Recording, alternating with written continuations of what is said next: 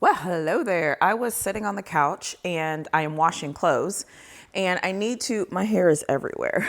I need to get ready to work out, but then I want the load in the laundry to finish. So instead, I'm like, let me just sit down and record my video. So I'm going to record my video. If you are new here, this is my February challenge. Sorry if you can hear the washer. This is my February challenge.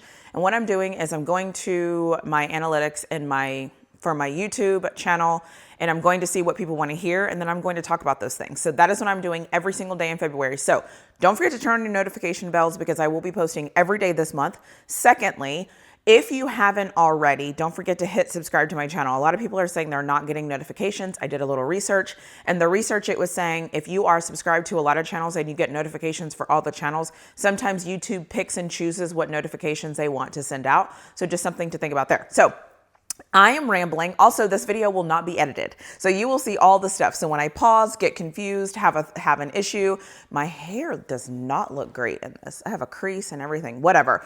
So also, if you hear the beeping go off, it is because the laundry in the background is done. So, oh God, that was almost a disaster.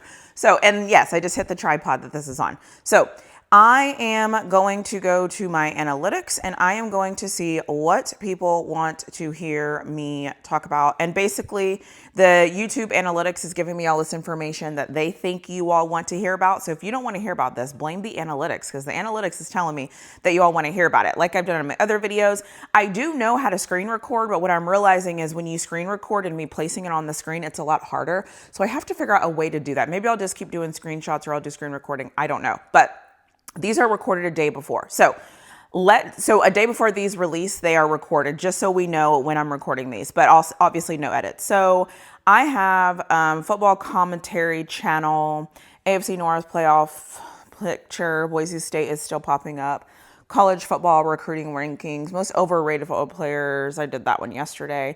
Okay, so you know what? I actually want to talk about college football recruiting rankings because here's the thing I think about rankings. I think that we should actually spend time on understanding what happened in the previous years on rankings to then determine how good a team maybe will be next year.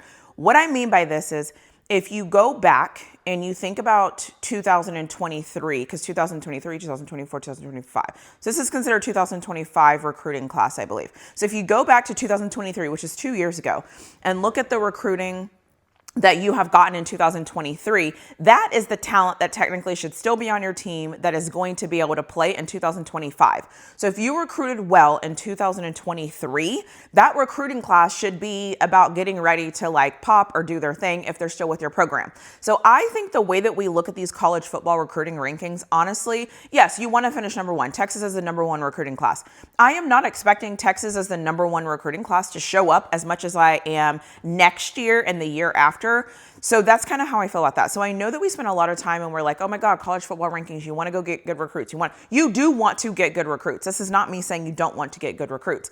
I think though that the way that we look at the recruits what am I trying to say? I think the way that we evaluate recruiting rankings and how much it shows up in the next season is the thing that I am not sure that we do correctly.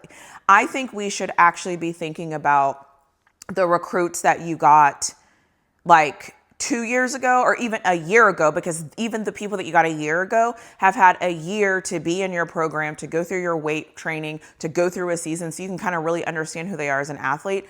I don't think that looking at the class that you got this year makes you great. Like, for example, Texas is the number one recruiting class. I am not expecting Texas to go out there this year and all of those 5-star recruits that we used to go in and show up and show out this year. If they do, great.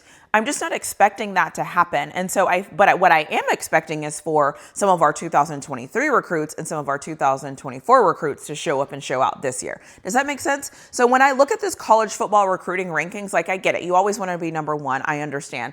You don't want to be number one if you're walking on a cliff or anything like that, but you do want to, sorry, that was a tangent. Sorry.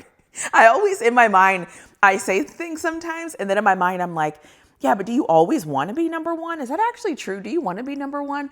I actually don't think so. I think in some instances, it's actually okay to be number two. I'm just saying. So anyways, that is how I see the college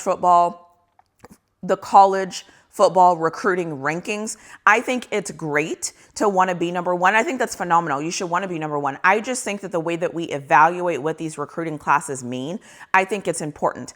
I also would think that because of the transfer portal, I don't know how the transfer portal impacts this. So if you listen to people talk, and which is kind of interesting to me because a lot of people are like, oh, well, what happens is, so-and-so gets 25 recruits and then they lose their entire recruiting class to the transfer portal. And that is why I don't need to recruit, i.e. Coach Prime. That is not true. What usually happens is, like, let's say you get a class of 25 and cool. So you get 25 high school students. Okay. Chances are, let's just say half of those guys leave. Let's just say half leave and half stay. Okay, well, that's 12 and a half people. Let's not half the people. That's 13 people that still stay in your program. It takes 11 guys on offense and 11 guys on defense. So if you're going to tell me that I'm going to be able to retain 50% of my talent that have been in my program year after year after year, sign me up for 50% any day of the week. I think, yeah, because 50% of 25 is better than 50% of 14. So if you're recruiting 14 people and then half of those people leave, that only leaves you with 7 people. So my thing is I want us to take some time to go back and look at our teams that we support and maybe even the teams that are winning the national championship. And let's see how many of those guys actually started with the program and how long they've been with the program. Because I believe if you do enough research, I believe the past 3 teams that have won the national championship have at least probably 10 guys, I'm making this up, have probably 10 guys that have been embedded in that program total at minimum. That's what I think. Because yes, I get the transfer portal. Like, we think everyone's in the transfer portal. Everyone is leaving. Everyone is doing everything. That is not necessarily true. Everyone is not leaving. And so when I look at college football recruiting rankings, I think that sometimes it's a little skewed because I don't think the talent that you're actually evaluating and ranking is actually the talent that you're depending on to win games. I'll use Texas because it's an easy thing for me. Arch Manning has been at Texas now for 2 years. So we're depending on him this year, but he's been in our system for 2 years. So he didn't come this year. He came 2 years ago. So that's something to think about. The other thing I'll consider here is when I think about our receivers. Well, Ryan Wingo was a freshman last year. Okay, DeAndre Moore wasn't a freshman last year, I don't think. And even like our offensive linemen. So some of our offensive linemen are playing that are going to play this year. They've been in the program for a little while. And so again, like even like Alex January has been in our program since last year. He was a recruiting last year. He's not coming in this recruiting class. So just like, again, Michael Taft has been with us for forever. He was a walk-on. So all I'm saying is when you are looking at college football, I think it's important to assess the longevity of your recruiting ranking and not necessarily the current year's recruiting ranking. That's what I'm trying to say. That is what I'm trying to say. I think it's important to assess the longevity of how long you've been able to keep recruits. So what did your recruiting class look like in 2023? What did your recruiting class look like in 2024? And then let's sprinkle in 2025. So let's say you were top 5 in 2023, top 5 in 2024.